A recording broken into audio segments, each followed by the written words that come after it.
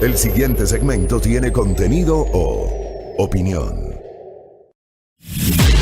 La entrevista en A Primera Hora. Analizamos los hechos del momento junto a sus protagonistas. Muy bien, 7:47. Hace pocos días, el precandidato a la presidencia de la República por el Frente UNES, Centro Democrático, la Revolución Ciudadana, nos referimos a Andrés Arauz, publicó un tuit que dice que las familias ecuatorianas vuelvan a tener trabajo en el sector productivo será nuestra prioridad. Le he pedido a Carlos Rabascal que se integre al equipo y nos apoye para construir el plan de recuperación del empleo. Esto escribió Andrés Arauz hace 3 días. Carlos Rabascal tiene la gentileza de atendernos a esta hora. Ingeniero, ¿cómo le va? Bienvenido. Buenos días. Mauricio, muy buenos días y muy buenos días a toda tu audiencia en Radio Magistral. Gracias a Carlos Rabascal. ¿En qué va a consistir esta participación, digamos, solicitada, anunciada por el precandidato presidencial Andrés Arauz? ¿Cuál va a ser el papel de Carlos Rabascal? Bueno, en primer lugar, recuerda, Fabricio, que siempre dije que mientras era precandidato a la presidencia de la República por la unidad, si no iba a ser el nominado, igual iba a apoyar al proyecto político. Y en ese sentido, Andrés Arauz tuvo la gentileza de invitar a formar parte de su proyecto. De varias conversaciones y donde hemos encontrado muchas coincidencias. Hemos establecido un objetivo que es fundamental para el país y para los ecuatorianos y las ecuatorianas, y es que hay que devolverle el empleo, hay que devolverle el trabajo, y la única manera de devolverle el empleo y el trabajo a los ecuatorianos y ecuatorianas es a través de la reactivación del sector productivo y evidentemente derogar la ley mal llamada humanitaria, donde precariza el trabajo, reduce el ingreso de los trabajadores hasta el 50% por casi 2 años, y eso pues entonces son cosas que están impidiendo la estabilidad de las familias. Y por tanto la invitación es a elaborar y diseñar un plan de reactivación tanto en el sector productivo como para la recuperación del empleo.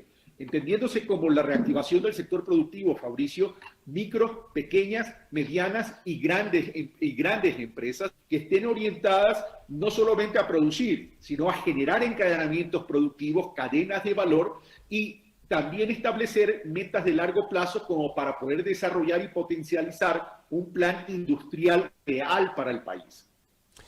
Este encargo que ha recibido del precandidato Andrés Arauz implicará que usted será una suerte de enlace entre la propuesta de la Revolución Ciudadana y el sector productivo. Esto será no una propuesta de enlace, definitivamente es una articulación entre sector productivo, trabajadores y el próximo gobierno del progresismo y el gobierno ciudadano del progresismo. Andrés me ha pedido que me encargue de aquello y con gusto lo voy a hacer porque es un reto importante que hay que asumirlo en estos momentos, y esto debe ser como parte fundamental de esa gran reconciliación, el efecto de que las familias ecuatorianas tengan estabilidad y que el sector productivo también pueda generar recursos para hacer crecer la economía. Hoy en día tenemos que enfocarnos a salir de la crisis, y la manera de salir de la crisis, independientemente de las políticas macroeconómicas que se pueden dar en el país y que se deben dar definitivamente una vez que Andrés Arauz llegue a la presidencia de la República, es esa reactivación del sector productivo, es decir, una verdadera coordinación entre la macroeconomía y la microeconomía. ¿Cuál va a ser la diferencia? A ver, hoy estamos enfrentando una situación económica muy compleja en el Ecuador. Se acaba de anunciar el viernes pasado un nuevo acuerdo con el Fondo Monetario Internacional. No sabemos las condiciones, o sea, nos han hecho el anuncio en positivo, pero todavía no sabemos cuáles son las condiciones. Tenemos, usted hablaba justamente de varias normativas en materia económica que a su juicio dificultan el empleo. ¿Cuál va a ser la modificación o la propuesta central para enfrentar esta situación en el evento de que Andrés Arauz llegue al poder el 24 de mayo del próximo año?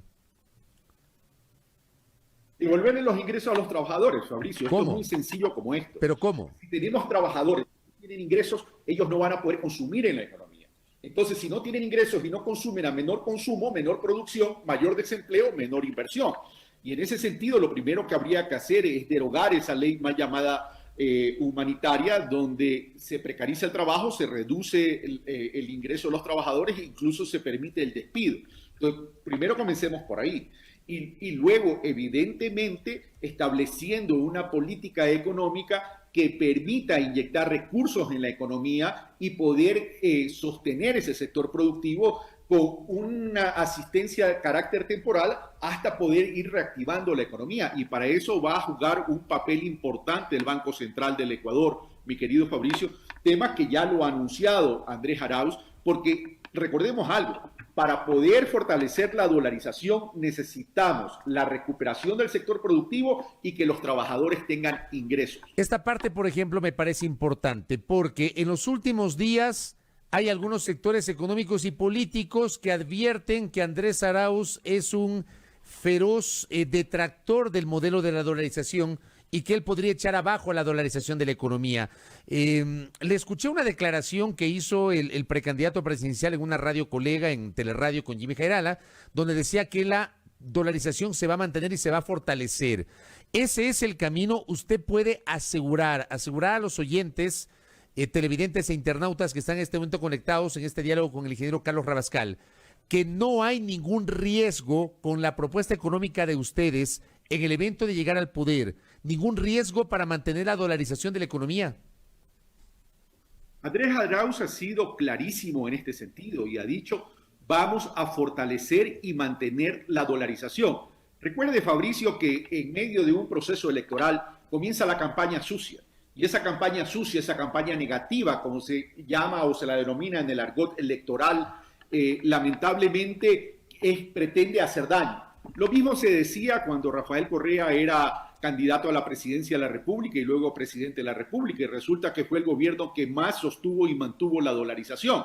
Acuérdense que cuando Jaime Roldós Aguilera también estaba de candidato, en la campaña negativa era que Jaime Roldós iba a nacionalizar y a estatizar todo y por tanto había que llevarse los recursos del país. Es decir, la derecha neoliberal tiene como práctica es querer y pretender ensuciar a todo aquello que suene progresista. Si uno revisa las estadísticas, uno revisa los indicadores del propio Ministerio de Economía y del estamos viendo tres neoliberal entre el gobierno de Moreno, socialcristianos y movimientos Creo, se ha disminuido la reserva internacional en 2.300 millones de dólares y se lo ha reducido es porque la salida de divisas en el sector privado, salida neta, exportaciones menos importaciones, más remesas de los migrantes y menos remesas que manda el Estado ecuatoriano al exterior, es de casi 8.000 millones de dólares que han salido en estos 3 últimos años. Entonces, quienes realmente han puesto en riesgo la dolarización no es el progresismo, es casualmente las políticas de carácter neoliberal que permiten esto. Nosotros vamos a fortalecer y mantener la dolarización a través de políticas muy concretas, políticas públicas para poder establecer un control de importaciones, sustitución de importaciones, fortalecimiento del sector agropecuario, de la agroindustria y del sector industrial para generar empleo, para generar trabajo y que la economía crezca en volumen para que haya más dólares que estén circulando en las 24 provincias y en las 221 ciudades del país. Ahora, sus detractores, los detractores del gobierno de Rafael Correa, los detractores de las primeras propuestas de Andrés Arauz, cuestionan el modelo económico de la década de Correa en el poder.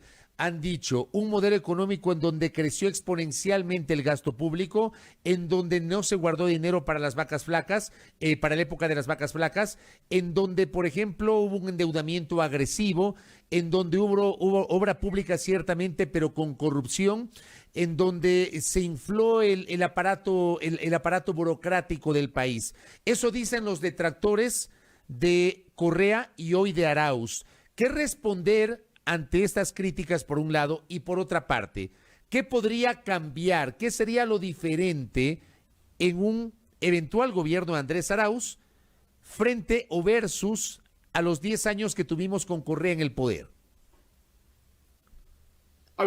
Yo creo que en la política, cuando se hace opinión, cuando se hace análisis o cuando se hace una crítica, hay que hablar con sustento. Y el sustento son los datos, y los datos oficiales. Yo me refiero a datos oficiales. En el gobierno de Rafael Correa, durante los 10 años, hubo un endeudamiento promedio de 1.500 millones de dólares por año. En los 3 años de Lenín Moreno, ha habido un promedio de endeudamiento de más de 5.000 millones de dólares. Es decir, en este gobierno neoliberal se ha endeudado mucho más que en el gobierno de Correa. Por tanto, eso cae por su propio peso y las personas los pueden investigar tanto en los registros del Banco Central, en los registros del Ministerio de Economía y Finanzas y también en los acuerdos con el Fondo Monetario Internacional que ha suscrito este propio gobierno. Por tanto, no tiene sentido. Pero ¿cuál es el elemento diferenciador? El elemento diferenciador va a hacer que en el gobierno, el nuevo progresismo, en el gobierno ciudadano al cual estamos apuntando para el año 2021, va a haber políticas de reactivación. Es decir, en la economía real, porque el endeudamiento de Moreno, del Partido Social Cristiano y del Movimiento Creo, ha sido para sustituir deuda y para financiar importaciones. Y nosotros estamos enfocando toda la política económica para incorporar recursos a la economía real de la producción y de los servicios, que son altas generadoras de trabajo. Y ahí está la diferencia. Por eso, entonces, hay que establecer claramente a partir de qué realidad tenemos. El empleo pleno en los 3 últimos años, a diciembre del año 2019, estaba en el orden del 37%, en números redondos 38%. Y hoy el empleo pleno está en el 17%.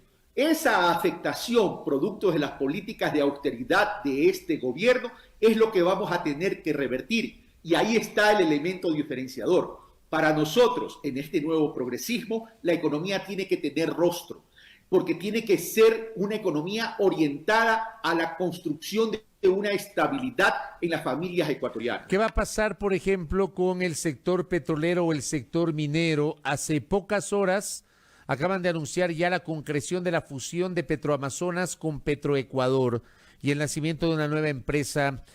Por aquí me parece que tenía el nombre de la nueva empresa. Deme un segundo, Carlos, que nos está acompañando en esta mañana. La nueva petrolera estatal se va a llamar Empresa de Energía del Ecuador, fruto de la fusión de Petroecuador con Petroamazonas. Por ejemplo, ¿qué va a pasar con el sector petrolero y qué va a pasar con el sector minero?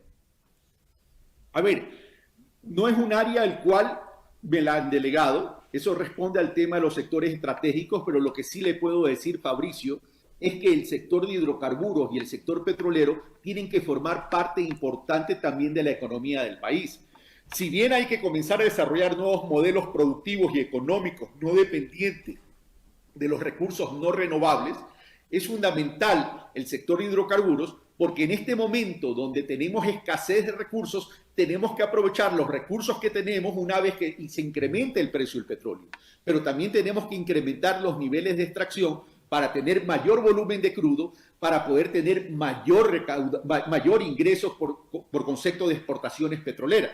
Pero por otro lado, también tenemos que comenzar a trabajar en lo que se llama industria básica, industrias industrializantes, a efectos de poder tener petroquímica, aluminio, que nos permitan agregarle valor a nuestros productos industrializados para tener más presencia en los mercados internacionales y tener valores agregados, lo cual representa también mayores ingresos para el país. Evidentemente son procesos de mediano y largo plazo, pero ahí está la diferencia. Hay que comenzar a ver al Ecuador en un horizonte de tiempo con metas de corto, mediano y largo plazo. Porque si queremos desarrollar la nación ecuatoriana, tenemos que comenzar a visualizar al país de una forma distinta. Correcto. Carlos, 2 preguntas finales. La primera, hubo una declaración polémica por la cual también ha recibido múltiples críticas Andrés Arauz. El dinero se crea de la nada, ha dicho Andrés Arauz. ¿Qué significa eso? Porque mucha gente no lo entiende y por eso le han criticado. No he escuchado esa declaración de Andrés, pero lo que yo sí le he escuchado es que va a poner a los dólares en cuarentena y va a reciclar los recursos dentro de la economía. ¿Qué significa poner los dólares en cuarentena? Evitar una salida de capitales y una salida de divisas del Ecuador. Si queremos sostener y mantener la dolarización, mi querido Fabricio, ¿qué tenemos que hacer? Tenemos que obtener mayores ingresos de dólares en el Ecuador. esto es como el ser humano que necesita vivir. Para vivir necesita respirar, necesita oxígeno. Si no tiene oxígeno no puede respirar. El oxígeno en la dolarización se llaman dólares. Eso entonces significa que hay que conseguir y obtener mayores recursos, dólares que ingresen a la economía. Y eso sí puede significar establecer políticas de salvaguardia que en medio de una crisis mundial la Organización Mundial de Comercio tranquilamente la puede aceptar, y por otro lado establecer un control de salidas de capitales a efectos de no poner en riesgo la dolarización. Entonces, y por otro lado establecer una recuperación del Banco Central mediante un sobregiro, porque hoy en día los dineros ya no se utilizan físicamente. Se pueden ser dineros y créditos de carácter contable que pueden inyectarse en la economía interna, con lo cual se puede acelerar la reactivación del Ecuador y también recuperar la billetera electrónica para acelerar la rotación del circulante en la economía interna, lo cual puede permitir mayor crecimiento en la economía. Correcto. Y lo último, Carlos, todo apunta a que el Consejo Nacional Electoral no va a aceptar la, digamos, aceptación de la nominación a la precandidatura vicepresidencial de Rafael Correa. Y le digo esto porque hay una declaración de anticipo de la presidenta del CNE ante el anuncio de Perina Correa, que entiendo entre hoy y mañana, lo dijo la semana anterior en este espacio de noticias, va a llegar al CNE con un poder notariado, ella como albacea de Correa, como representante de Correa, para solicitar la aceptación o presentar la aceptación de la precandidatura. Diana Tamaín ha dicho que eso no es posible porque hay una normativa que dice que la aceptación de la candidatura es un acto personalísimo e indelegable. En buen romance, todo apunta a que esto va a ocurrir. ¿Cómo asumen ustedes eso por un lado? Y por otra parte, sin Correa, ¿usted será el hombre que saltará a la cancha como precandidato vicepresidencial, Carlos? Mi querido Fabricio, cada día trae su propio afán. Esperemos que las cosas vayan sucediendo, pero lo que sí le puedo decir, Fabricio, es que el Consejo Nacional Electoral evidentemente está tratando de bloquear la candidatura a la vicepresidencia de la República de Rafael Correa. Eso ha sido evidente. No se puede entender que reforman un reglamento para las primarias de las organizaciones políticas que con el pretexto de cuidar la salud de los actores políticos para que no haya reuniones presenciales, dicen esas elecciones primarias pueden ser a través de reuniones mediante telemáquina. Y ahora resulta que hay que aceptar la candidatura de forma presencial, poniendo en riesgo la salud que dicen ellos proteger. Por tanto, hay una incoherencia, pero no es una incoherencia ingenua, por ignorancia, es una incoherencia que está sustentada en una agenda de pretender bloquear a Rafael Correa y al progresismo. Y sobre lo otro, Fabricio, cada día trae su propio afán, sé que mi nombre está circulando, pero esperemos que las cosas sucedan. Un día a la vez, dice usted. Un día a la vez. Así es. Oye, y lo ultimísimo, a propósito de una pregunta que me envían, ¿los hermanos Alvarado están trabajando en la campaña? No he sabido y no conozco, no he tenido ningún contacto con ninguno de ellos. Correcto, es una pregunta que me hacía un oyente. Gracias, ingeniero, por el tiempo, que tenga buen día. Y igualmente, un abrazo, Fabricio. Gracias. El ingeniero Carlos Rabascal Salazar, quien es activista político y quien por pedido del precandidato presidencial Andrés Arauz va a participar de la construcción del plan de recuperación del empleo conjuntamente con diálogos con el sector productivo, es lo que nos ha dicho. Queda ahí para el debate público.